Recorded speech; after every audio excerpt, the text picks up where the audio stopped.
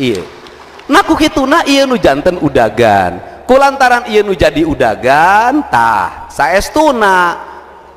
buhun disuhun ari agama dijaga kan jadi laku lampah meureun agama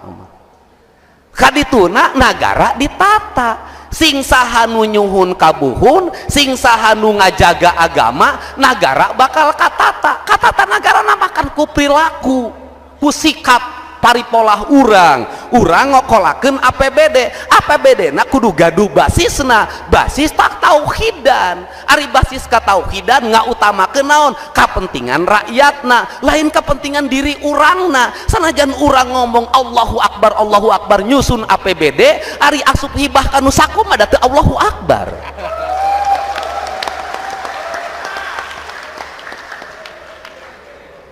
Ieu nu kudu dimaksud. Nah ku kituna sim kuring teh salaresna mah gaduh hiji cita-cita ageng lamun aya Sukapura aya Pajajaran pan ngajajar aya kabupaten kota satatar Sunda satatar Jawa Barat tiap daerah gaduh karakter dirina masing-masing gaduh identitas gaduh ciri sabumi cara sadesa jawadah tutung biritna sacarana lain tepak sejen igel meureun ngampar engke gaduh produktivitas kulantaran gaduh produktivitas lemur diurus kota ditata geus teu kudu ngerahkeun budak sakola studi tour tapi jerona piknik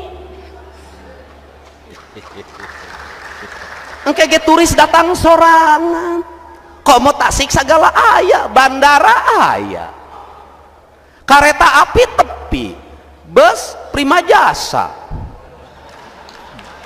sponsor kumaha laras teh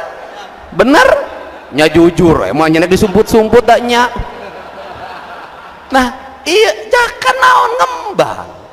iya tinggal urang da kuring memperhatikan oh iya nu ngabalukarkeun kurang di pirosea ku sararea teh leungit identitas diri nah ku kitu nah ari nu tadi mah atuh Pak Bupati hal-hal teknis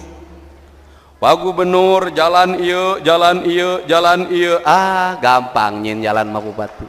bikin 2 tahun ka Gubernur Jawa Barat anggeus kabeh